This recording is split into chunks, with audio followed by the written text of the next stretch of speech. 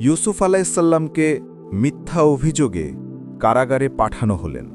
অন্যায় ছিল স্পষ্ট, কিন্তু আল্লাহর পরিকল্পনা আরও বৃহৎ। জেলের দরজা তার জন্য বন্ধ হল, কিন্তু আকাশের দরজা তার জন্য তখনই খুলে গেল। আল্লাহ বলেন, ওয়ালাম্মা দখলাস সিজনা, অর্থ আর যখন সে কারাগারে প্রবেশ করল। সূরা ইউসুফ আয়াত ৩৬।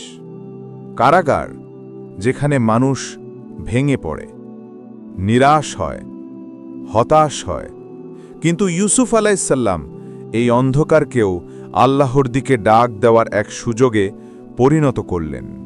তিনি ছিলেন শান্ত, তিনি ছিলেন নরম, তিনি ছিলেন নেক। তার আচার ব্যবহার, তার কথা, তার চরিত্র সবই জেলের মানুষদের অবাক করে দিল। দুজন যুবক একদিন তার কাছে এলো। তারা স্বপ্ন দেখেছিল। একজন বলল, আমি দেখলাম আঙুর চিপে মদ বানাচ্ছি। অন্যজন বলল, আমি দেখলাম আমার মাথার ওপর রুটি, আর পাখি এসে তা খাচ্ছে। তারা ইউসুফ আলাইসাল্লামকে বলল, আপনি আমাদের কাছে বিশ্বাসযোগ্য মনে হন, দয়া করে স্বপ্নের ব্যাখ্যা বলুন। এখানেই ইউসুফ আলাইসাল্লাম সুযোগ নিলেন। স্বপ্নের ব্যাখ্যার আগে তাদের শেখাতে একটি মহান শিক্ষা। তিনি বললেন, আমি এই জ্ঞান পেয়েছি আল্লাহর কাছ থেকে। তারপর তিনি তাদের বললেন, তোমরা কি বহু দেবতার ইবাদত করো, নাকি এক আল্লাহর ইবাদত বুদ্ধিমানের কাজ? তিনি বললেন, মা তা'বুদুনা মিন দুনিহি ইল্লা আসমাআন, অর্থ, তোমরা যাদের ইবাদত করো তারা শুধু নামমাত্র।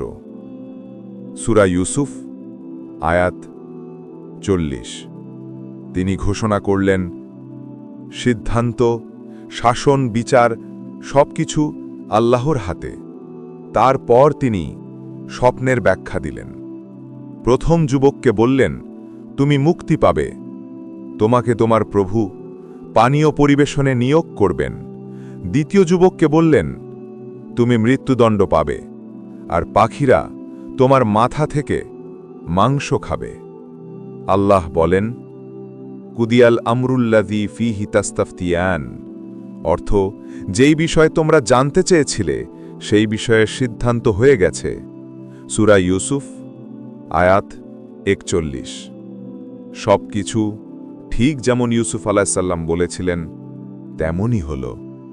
কিন্তু তিনি মুক্তিপ্রাপ্ত যুবককে এক কথা বলতে বললেন, তোমার প্রভুর কাছে আমার কথা স্মরণ করো। আল্লাহ বলেন, ফাআনসাহুশ শাইতান, অর্থ, কিন্তু শয়তান তাকে ইউসুফের কথা ভুলিয়ে দিল। সূরা ইউসুফ আয়াত ৪২।